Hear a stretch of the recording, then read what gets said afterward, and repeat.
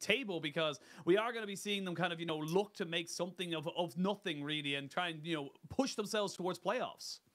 Okay, and we're seeing the draft below as well because this game is in a different location to our first series that has started because the first series went to those 3 games. So we're going to be jumping in with this draft bottom. First immediate thoughts are, we saw in that interview, mid jungle, Tarzan scout, so important for LNG. They have Jayce, what looks like a Jayce mid and that Elise jungle. That is a large amount of burst damage, and particularly when you sat there with someone like a Vitkor. I'm looking at Creme, even though he has typically been one of the better players on this roster, that is an awful lot of pressure being put down there. I think that when I look at this full composition from OMG, they're looking to absorb that first engage with the Ksante and the Sejuani, turn it around with the Chaos Storm and the bot lane ultimates as well. So maybe a bit more pressure to start fights on LNG, but OMG have ways to respond to it as long as they don't get picked off and they fall behind in their carry positions. Yeah, and I honestly, looking at LNG's composition, I love it. I love the fact that they kind of obviously said, look, we're going to take the Elise first. We're going to give you over something like the Lucian Nami. We're very happy with that trade because we've got the Draven Nautilus in that bot side as well. We're going to waste absolutely no more time. We're going to jump straight into this one here. LNG looking to try and continue their dominance of the top of the table right now, trying to bring themselves up to a 4-0. Would be one game or one series behind the likes of Invictus Gaming, but obviously have yet to drop a series, and they're building the momentum. Bringing Scout onto this lineup, bringing in Zika into the top side has definitely been showing a very powerful top side for this team. And for OMG, they're a 2-1. They are nowhere near a bad squad right now, and like we mentioned, they have been together since last year. They brought in PP God as the one change they wanted to kind of go from the bot side, and we are going to jump straight into this one here, Nymaera. Obviously, we didn't get the usual setup of all the different things for these compositions. We briefly touched... No time to waste. No time to waste. We briefly touched on it a little bit, but looking at these two junglers, obviously, the big one for me is Elise and how her pathing is going to affect this early game.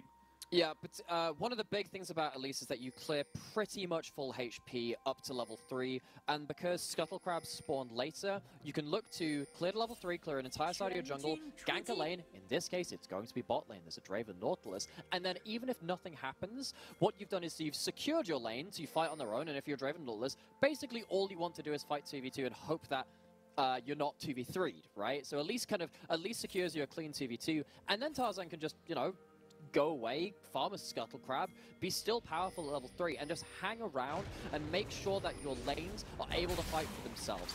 Also talks about how the Elise can be a pick threat, big burst threat against someone like the Vitkor if they step out of position. So 2v2, lots of volatility, that's where my eyes are going to be, and I'd imagine that's where going to be Tarzan and Aki's eyes are going to be too.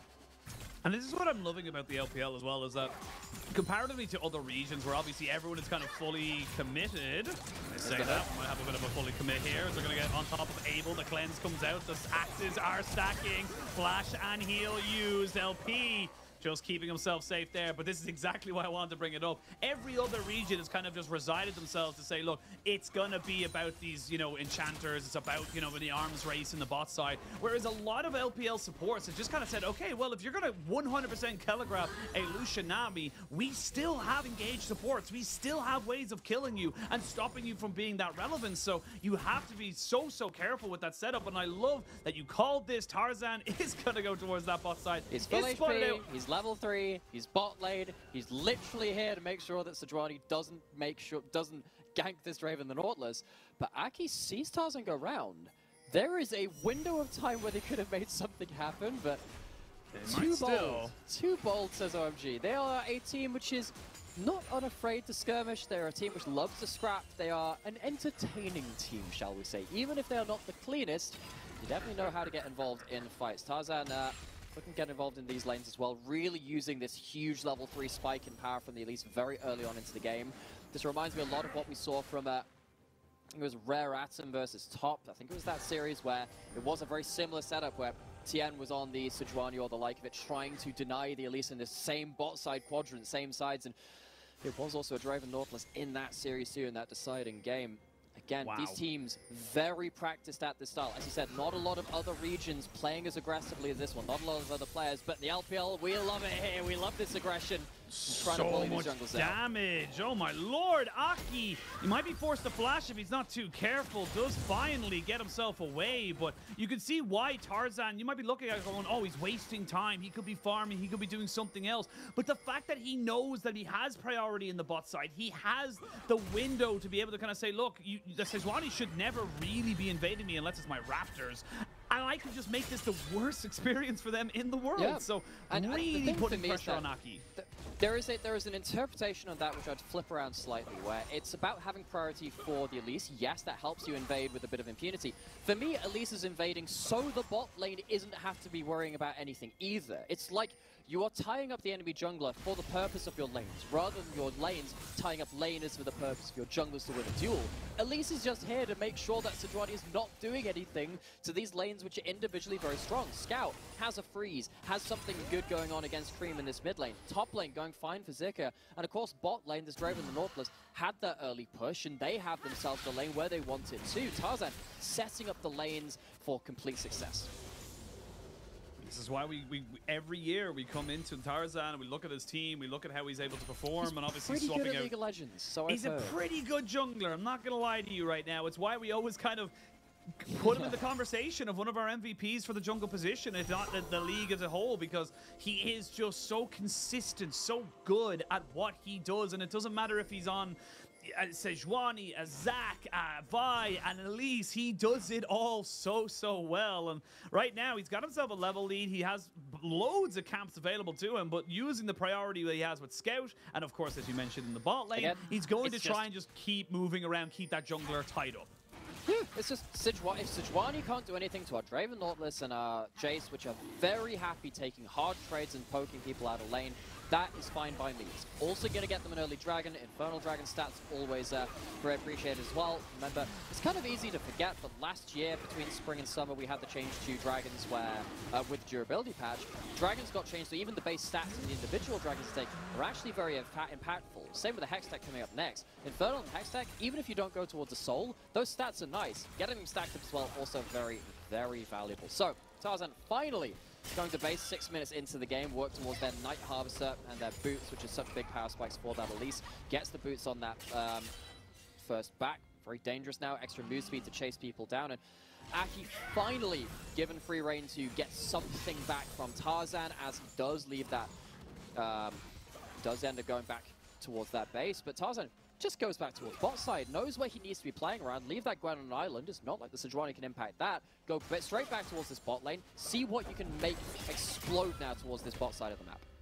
Gotta be careful here, Zika. You are by a wall, and there is an Aki sitting on the bottom side. We see playing a bit more defensively here as the Gwen, as they now jump over the wall, and they now recognize that Aki has just put himself in that top lane camp. Weird thing as well is that I always like to kind of see as well, like, you know, when you're invading, you're constantly, you're saying like, oh, you know, the Elise isn't taking her own jungle and stuff like that. Don't forget, by not taking camps, they don't, you know, gain, you know, kind of extra stats. They kind of stay at the same level, and they don't really go anywhere from there. So now we're looking at Tarzan looking to try and just continue his pressure in this bot side. You will have level 6s available for them very, very soon. This is a massive wave that's not even being picked up an experience wave. Yeah, this is a real masterclass by Tarzan on this bot side of the map. Aki is having to be called up just to try and get back towards tower, but the Hook lands, they are no better for wear here. And even you've even got mid showing towards this bot side. Scout is just going down with the Jayce and just been like, hey, I'm joining the party. And the best thing about this is we're going to see a little bit of a gank coming in. They're going to jump in, try and catch on to Abel, who tries to flash away. First blood, and it's the Draven who cashes out. Tarzan will gladly give his life over for that one there, because LP just got a massive influx of gold over to him. Creme is here. They're looking for a re-engage because they've got themselves the glacial augment. PP goes so low, but he's not going to go down just yet. They're going to jump on top of him as it's a 2-for-1 trade. Ends up being in favor of OMG. 3 for 2, 4 for 2. And what was looking so good for LNG ends up being over aggression, and OMG capitalized. That is disastrous. We were just praising LNG for working so well around Tarzan, denying this bot wave and denying so much from the enemy jungle, and they completely overplay this. They don't have to stick around for all of this. You're already denying so much of this wave. I understand going for the dive, but as soon as LP tanks this aggro, the play gets really scary. Tarzan has to use the repel in inopportune circumstances, doesn't get to reset the tower over onto someone else. Realistically, you would have liked to take that fight outside of tower, but you just weren't given that option. Creme joins the play late, but he joins it just in time to pick up 3 kill participation as well. Big implication of this, when you get a kill or an assist as a Victor, you get basically a quarter of the way to your next upgrade on your Glorious Evolution passive. With 3 and then the passive he's got, he's basically at 2 upgrades already as Victor. That's early wave clear. That is early move speed from your Q as well. This Victor is really set up to get beyond the curve of the game as well.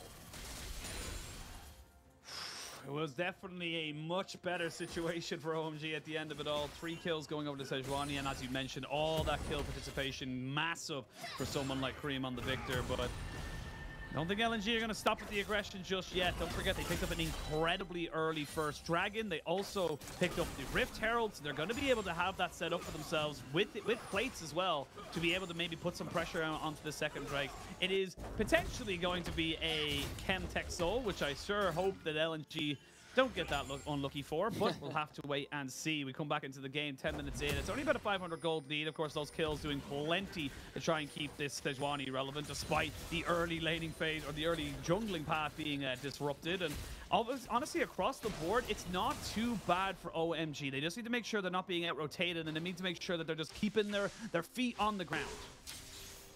That was a very important stabilizing play for OMG. So, after all of that, the game is much more even than we were talking about. We're talking about how Aki was struggling to get involved in the game because Tarzan was locking him out of that. How are we expecting things to look now? We have ultimates just coming online for both these teams. We have a Herald, an inventory of LNG. Potentially they can look to do the counterweight Herald, where as you're setting up for an objective, you drop the Herald somewhere else and force them away from the next objective. Either way, LNG, I think they really would be angling towards getting the next Dragon stacking up to, and just having the ability to play around stacking those Dragons into a Soul later on. And as you said, hopefully it's not a Chemtech for them. Not exactly that valuable for many compositions. Very good if you're like Trendamir or Karthus. That's kind of it. But as it stands, they're not even going to be contested on the bot side of the map. LNG taking that Dragon for free. OMG, I think, probably rightfully so, choosing not to commit before they have big item breakpoints where maybe they can get Lucian Nami a bit more involved. And of course, that Victor up to even more levels of power. Yeah, we'll see a pretty free Drake going over now. Elise picks that one up there. It is a Chem Soul. Low roll. And look, you're probably wondering to yourself, like, hey, why are you guys being, why do people not like it? Why did you not find it that thing? The thing is with the Chem Soul buff is that it only takes effect when you are 50% HP. If you get bursted down from, say, 80% to 20%, it doesn't take effect until after that damage has already happened. Like a so 4-item Draven critting you. Yeah, if you're above half HP, actually gives you very, very little Creme. Might just be going below half HP here. Yeah, well, definitely below half HP. In fact, he's going to go below 0 as well. So he's definitely going to be dying off that one there. And that's just very smart play here from Hong. He's just kind of coming in and saying, look, I can roam out now. There's an Immortal Shield Bow on my Draven. He's got his boots in through his ruins. He's fine. He's not going to really die. Yeah, cancelling the culling there with the stand aside. So no threat onto LP for the bot side of LNG. And while we were talking about how this Victor getting scary, already getting their passive upgrades, okay, lots of good stuff. The moment that they show some weakness, LNG return back to their aggressive guns and they managed to take down that kill. LNG finding themselves 2 Dragons, still a healthy gold lead. This could have been a better early game for them, but it is by no means a bad one. Gonna get ourselves into a pause though, and we can ruminate more on the state of this game. We can indeed, but it's only 1,000 gold lead, 2 Dragons in favor of LNG, and of course they did have the Rift Herald. I'm assuming because we are technically behind the play, we can fast forward in time and we can move forward. That's very true. And get ourselves back. Yeah, I mean, technically, I don't know. Not trying to put ideas into anybody's heads, but we have got that benefit as we wait to see now kind of what's going on. It does look to be an LNG issue, as my prediction is correct. We are fast forwarding on our side to try and catch up, and we're back to try and see how the game kind of goes in and make everything kind of work for that. But it seems to be an issue that was sorted. We're going to be jumping straight back into the game. It's the beauty about being behind. That's why we did it strategically, you know? Yeah. It's all about mind games. It's all about building it up. Actually, we're back into pause. Oh, no, we're still speeding up. Like, I love it in the big strategy game. We're back into the game.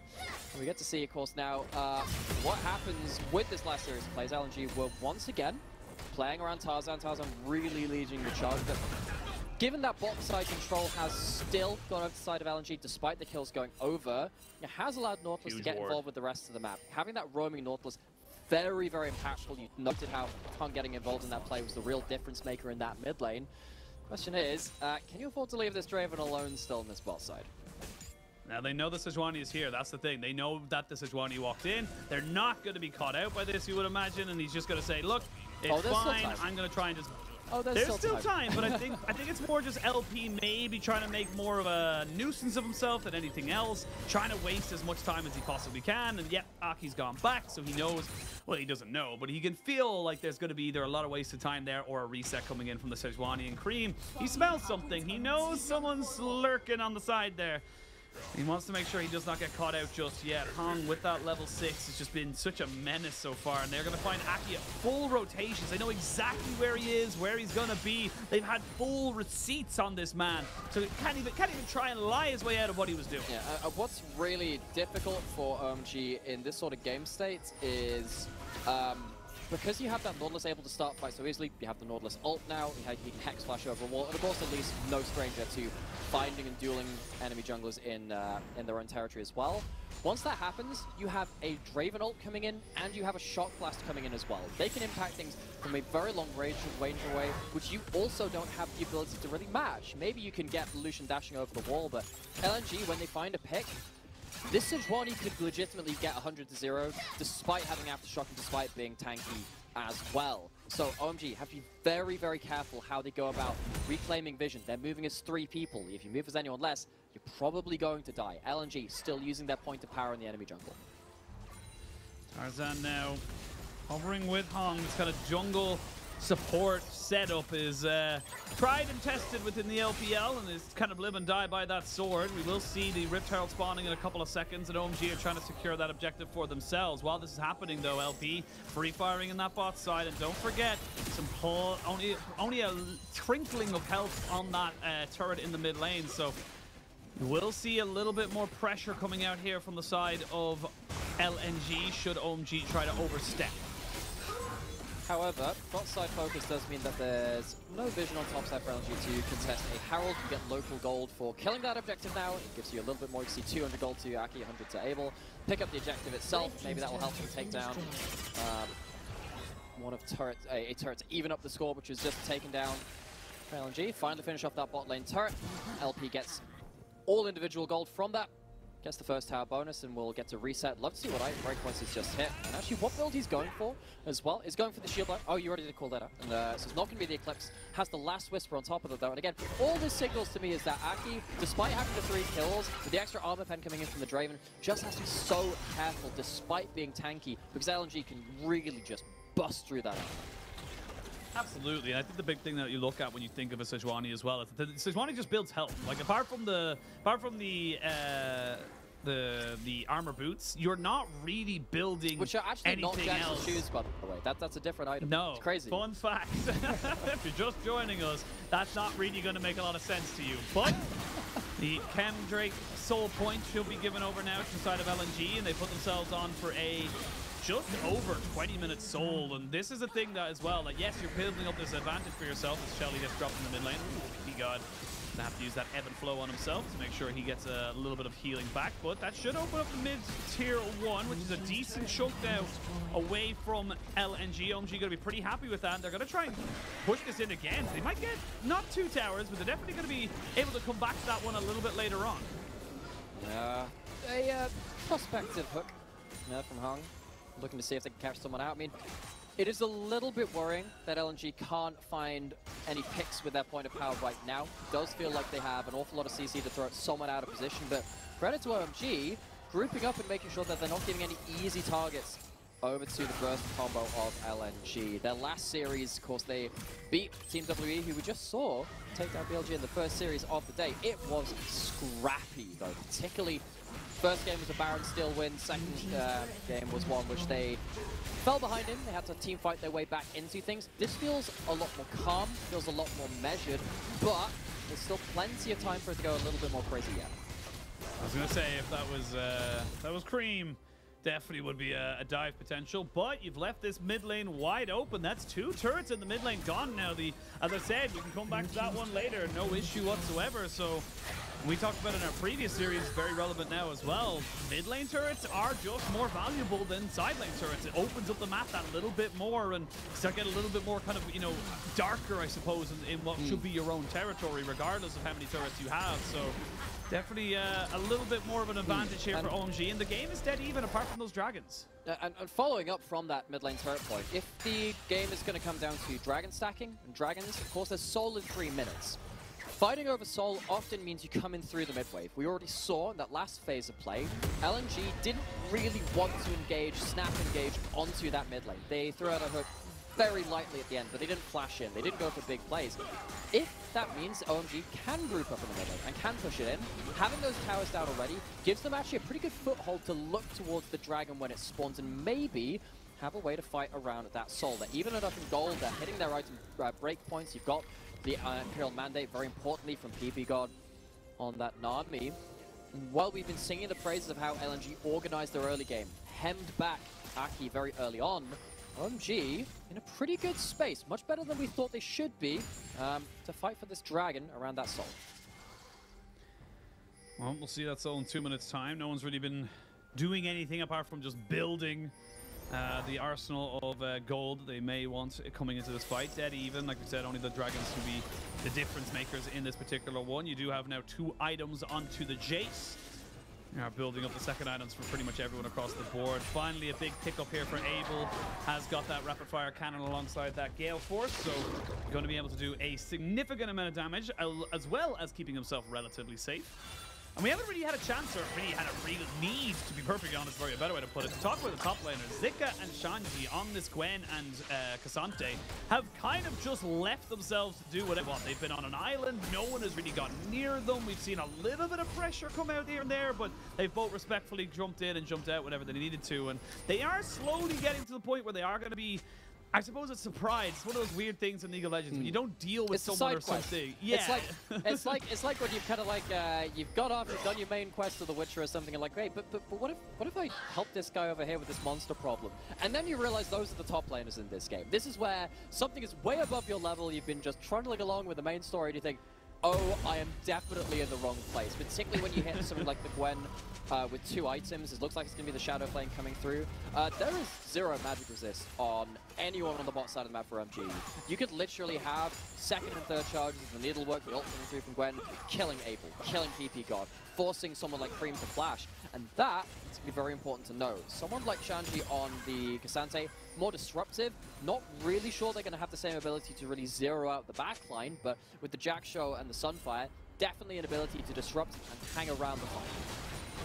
I like how you described it as well. It's like when you leave a Pokemon in the daycare, like really early on, and then all of a sudden you go, it's like, hey, oh crap, I forgot he was there. What level is he now? He's level 50. There's that one comic, it's like, we are going to this place now. I'm the trainer. You are nothing to me. Shanji walks up with his 2 items. We are going towards this dragon fight, though. We will see who truly the master and the trainer are in this one. Shanji walking up, engage coming through.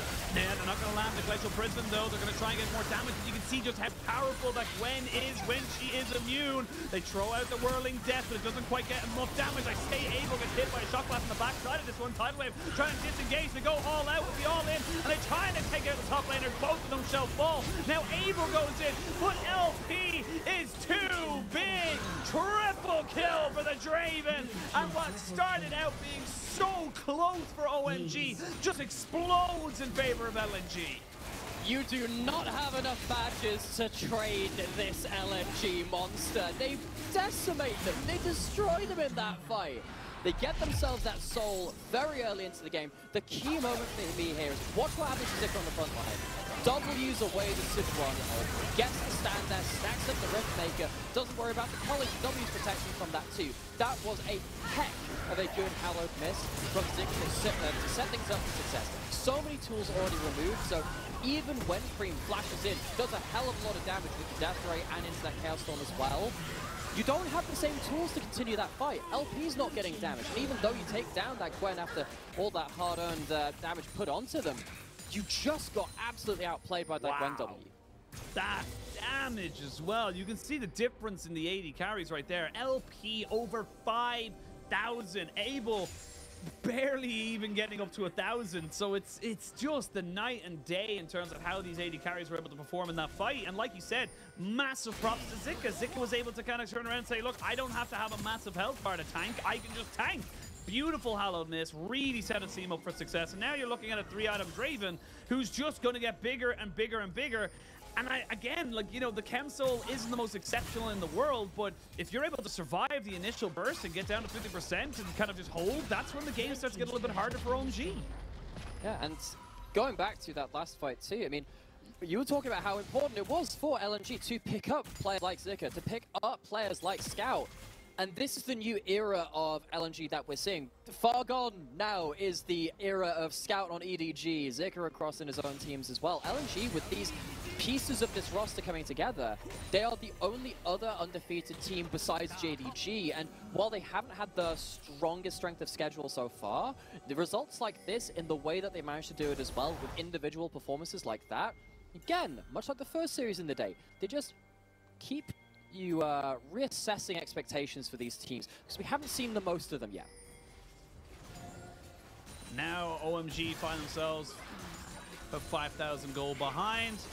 A Draven is going to be doing Aki on the flank of Ages right now, but the Baron is the call. I don't think they're going to be going anywhere near that bot side of the jungle for the time being. Now Tarzan just kind of left to try and just make sure they don't lose the control of the hit. But look at the side waves. Like, you haven't done your homework here, OMG. You haven't crossed your T's and dotted your I's. You've just left yourself towards this little bit of an ARAM that's going on. Yes, you will get a priority here. This is such a strange flank, but it's not even really able to find LP. Reminder, those Chemtech Dragons give you some tenacity too. Makes that Sejuani engage even harder. And when you got two of them stacked up, that's non-trivial. Will very much affect something like that Sejuani Sun coming in. That's so much damage coming in from that Jayce. Yeah, a lot going in there. We can see Tarzan goes up. They're going to land hang with the Glacial Prison, so not really an ideal target right now for the side of OMG. Oh my god, the accelerated shock blasts are doing so much, and now the go sign is there. They're going to use the needlework to do work. They do try and get someone down low enough to try and kill them off. Good tidal wave, completely separates everybody else, and I didn't see it, but oh, there it goes. I was wondering what happened with the whirling death, but it went off in a little adventure. Someone might have clicked on the minimap there, flew up to the bottom left rather than the bottom right. Remember, Elder Dragon not spawned yet. LNG desperately wants to take Baron off the board so they're not caught in a place where they might be forced to trade one for the other despite being ahead in the game, but they're going towards it. Aki, no flash. Can you get in the pit? He got in the pit. The Baron's down to 1,700. They're going to go for the flip. And he gets it! Sacrifices his life, but gains himself the Baron. That is huge for OMG. LNG just couldn't get the smite fight going. And in the clutch moment, LNG probably get in their own heads and think, you know what, Elder Dragon's coming up at some point. We do not want to be caught in a position where even though we're ahead, we are the ones trading something like an Elder for Baron or something like that and being dealt those difficult questions of late game macro. But OMG, credit to them, they soaked an awful lot of damage. They grouped maybe a little too much, but they managed to keep themselves in a fighting position. Aki and Shanji do a decent job of fighting that retreat, but I think that, for me, that Draven ult, that is a mini-map click. Friends, that's clicking on that mini-map on the bottom right-hand side of the map, and it flies off to where your cursor is on the grand scheme of things. And let's have a look at the smite as well, because Aki literally dies immediately after it, straight up just... Actually goes down to about 1,000, which is insane, but actually, I'll say that though, Shanji was able to take Tarzan out of the fight, so smite fight didn't become a smite fight at all. Really nicely done there by OMG, especially by Shanji and Aki, who basically 2v5'd and tried to come out on top, and did. Yeah, we've been seeing a bit of that. Ksante remove that smite from the pit, in which Ebby in the LEC has been doing an awful lot in his own ways, and it's kind of like having something like a modern... I know, I have to mention it. I'm like... I'm sat here as like one of like the dozen people that actively follow like the LPL in a international sense. But either way, the champion across multiple regions has been used kind of like a Mordekaiser to just take the smite out of the pit. You don't have to worry about it. OMG really clutch in that moment, get into the pit, and LNG just not really realizing how much danger they are in. Now they're heading up to an Elder Dragon fight. They're looking to start things. They are looking to start things. They're going to try and focus on the Shanji, who's taken about half his HP and now gets jumped on as well. Ooh, PP God hit by the accelerated shock blast on the back side of this one here. The mid wave has been pushed in the mid lane, but as you can see in the bot and on the top, it is in favor of LNG. They are trying to just control this area right now, control the dragon pits. They know they can take the Elder. The Elder is the game ender. This is the issue that you have, I suppose, with an early soul take. It's a 28-minute Elder that can end the game in one big team fight. Yeah, Shanji backed, got himself an item completion, got himself an elixir as well, some extra stats. It's all in on this fight. Here we go, goes all in, but does not go all out, so still has the access to that ultimate. These shock blasts are just doing so much. Both TPs have now been used by OMG as they try and just survive the poke that's coming out right now. Tarzan still hovering towards this side, making sure that he's not going to get taken out just yet. Aki goes in, he does not hit the Arctic Assault. PP God is trying to keep himself on the back side. Hong has gone down, and he flashes over the side. So PP God keeps himself alive for now. Never mind, Zika finds him. They're going to try and go all out on the bot side. It's a 3v1. Both top laners are dead, both supports are dead. Important to note, though, the scout with this poke is still alive, and he might look for an accelerated shock flash. Should he be so careful? There we go. Creme gets assassinated as Scout finds his mark, and now the Elder is a 3v2. Aki, you need to do a miracle steal again. He's gonna have to try, but he doesn't have Shanji to take the smite out of the pit this time. Go. Eyes on him, they know he's there. Cocoon hits. Can they blast cone him away? Can they get him out of the pit? Aki still around, and this Elder is not going down that fast. This is not just solved yet. Abel's still around. Aki's done a full circle, a full lap, if you will, and he tries to go in now. He's looking for it. They're going to try and burst him out and take him away before they go for it. Tarzan should be able to finish this one off. No bother whatsoever. They're even going to wait for Zika to respawn before they take the buff. LNG firmly will have control of this game. It's hard fought. You could tell that they were really pushing for that fight. They needed to. They understand that this composition is, much like we've said quite a few times today, it will at some point have some issues dealing with a Victor, dealing with tanky front lines, and it's not an easy fight. You can see that, you know, Zika doesn't get the most use out of the needlework before this. He doesn't have that ultimate available for this more scrappy fight, and LNG are being bailed out so much by skill shot accuracy from Scout. Get huge value from that Jayce. The Jayce mid making a bit of a return to pro meta. We haven't seen it in a number of years at this point, but suddenly Scout pulls it out. Ucal pulls it out in the LPL. We've seen it from other players across the world, and when you play it like this, you can really understand the value it brings to objective fights later into the game. You have the Elder now. You got to make the most of it. You've got it for 1 minute and 40 seconds, so make use, make haste, if you will. Make sure you are getting those damage numbers down. I will say, with a Victor and a Lucian, makes it very difficult, you would imagine, for any real siege to happen, but you've got a Gwen on the sideline. So while this is happening, Zika saying, look, try show someone in a 1v1, they will die. Doesn't matter if it's Shanji, doesn't matter who it is, they will die. So with that pressure now forming, they will get themselves a tier 2. They're going to probably turn that into a tier 2 in the mid lane as well. Now the real siege can begin. 31 minutes into the game. This is definitely not a quick one. And with an 8,000 gold lead, LNG feel like they're in control, but OMG definitely not going to be too far away in terms of item breakpoints. Yeah, well, those breakpoints are probably further away than the range of Jayce's shock blast, and that's what I'm worried about right now, because oh my word, Scout is doing some big damage. With that Elder Dragon as well, gotta be very careful of shock blast into something like that whirling death from LP coming through, who's also hit an awful lot of items, hit 4, GA on top, and again, just look at this, expect the Draven ult to come through at some point, and Abel, he doesn't have sustain. He has a Nami to help him a little bit, but it's not enough to lifesteal through these fights. It's a free Baron with that poke landing in LNG. If they weren't in control of this game before, they certainly are now, getting up towards 10,000 gold to that advantage. It has been hard fought. They've had a couple of backstops put against them in their early game, and now they are well and truly poised to try and finish out this game. That blue trinket just saved Creme's life right there. They were running for him. They would have been able to catch him. And it's the funny thing as well that we kind of don't really get to talk about that often, but with the Baron and the Elder being on such different timers, yes, normally you obviously want to talk about, you know, oh, you get one and then you get one immediately after that and you kind of combo the two of them. But now, because of the way the map is set up, the game is set up, LNG can gonna go, cool, we had Elder, which means you can't fight us at Baron, which basically means we're gonna get the push and you can't fight us at next Elder. So but that's you're exactly kind what of they in a did catch-22. at the first Baron. That's exactly what they did at the first Baron, where they were like, okay, Solar spawning in 3 minutes. We're fighting for this now. Now, it was stolen from them, and I understand that was probably the thought process at the time. Like, we don't want to be in a position to choose between the two of them. Should never be that case when you're ahead in the game. That's how a losing team can come back into things. One of the best comeback mechanics in the game. But even after that steal, they managed to last through that. Good hook from Hung gets him away from the Sejuani ultimate. Yeah, again, like, Hung is so tanky right now with that locket and just pure health kind of working with him as well. Aki will take the ultimate from him as well. Get cocooned. They're going to try and really commit this one here. And they'll get him as well. LP aggressively flashing over the wall to make sure he had the damage to put down. All that health bar in the world ain't going to save you from a Draven that's sitting on 5 items. And now LNG are going to start breaking open the base. And it just feels like without your engage, it's going to be on Shanji to make something happen. But I don't know if he can.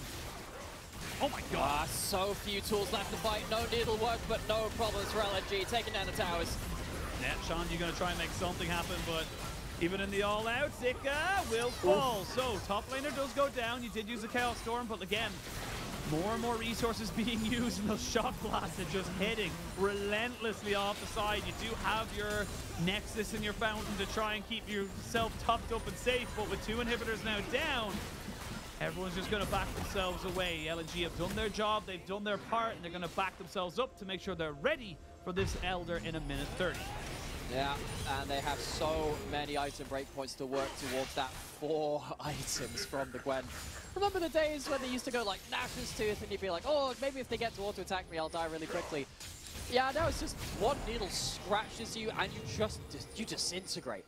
You see how much damage that needlework does to the side of OMG, and credit to Creme for turning around onto Zika as soon as that W wore off, but this is such a difficult game for OMG to play. They need to really be looking at how many ultimates they can soak up into the Sejuani, into the Ksante before the fight starts in earnest. They've been doing a pretty okay job of that so far in this game, but there's more work to be done to try and deny this 11,000 gold lead at this point. I like this as well from LP. He's going Storm Razor's Edge and saying, if I get an auto attack on you, you're dead. There's no, you need a flash immediately and then probably a tidal wave, gravity field, all that kind of stuff like that to try and just survive one auto attack from me. So really like that itemization coming out from him because he knows if he can get one thing going, it will dispel the end for OMG. And it's been slow and methodical, but it has been controlled from LNG. They have not really let slip any real advantages away from them. They picked up all the dragons, they picked up all the Baron, well, except for one Baron, at the very start, which kind of delayed the game there for OMG. But 15 seconds down until the Elder. OMG, you gotta fight. You don't have a choice. You have to fight at this. If you lose this, but it's game how do over. they do that? They have no vision. They have all the ultimates in the enemy team to be worried about. There are shot blasts coming at them. This is League of Legends on hard mode. This is horror survival. This is bullet hell. This is very, very difficult. LNG, what do you got? Not what you want to be seeing either. It's a pincer movement. They're separating, they're coercing, they're jumping in on top of them. Zika will find his mark on Shanji. They'll take him out. Doing a lot of damage, but you can see LP just doing so much more. Able is not able. PB God finds himself alone and on the wrong side of the map, and a giant spider is running at him. That is terrifying to say the least, and he will fall. Spider is greater than fish, and we are going to see LNG take a 1-0 lead in this series. LNG had a roadblock or two in the early game. Complete domination in the first few levels. Turned it back around on the map. He got 3 kills in a failed bot lane dive, but it is not enough to overcome the undefeated LNG, moving to their first game win in this series. Yeah, really nicely done there, and it came all from the early game. You know, LNG came in with a very solid game plan, knew exactly what they wanted to do, and I love that you say that as well. The undefeated LNG. LNG have 3 wins in the series, but they also have 6-0. They have yet to drop a game in any of their series whatsoever, and OMG looking right now, it's going to be no different. Yeah, and It's really hard to benchmark teams in the LPL because each team only plays each other once. It's not like which means that you often have like certain weeks or certain half of a schedule or something like that being stronger or weaker compared to other teams in their schedules. When I look at LNG, I'm like, okay, they're 3-0, but is it the same 3-0 as JDG, who faced down VLG and had an awesome series versus them? They've had some really high-tier performances coming out of that team. But you do have to compare these two, because they are the undefeated teams. They are the ones which are up there. And yes, there's IG who did drop that one series at this point, but they're in the upper echelon. This is now a very important benchmark in other ways because OMG, they're an entertaining team. They're a team which is inconsistent, but their high highs can very much punch up into the real upper echelon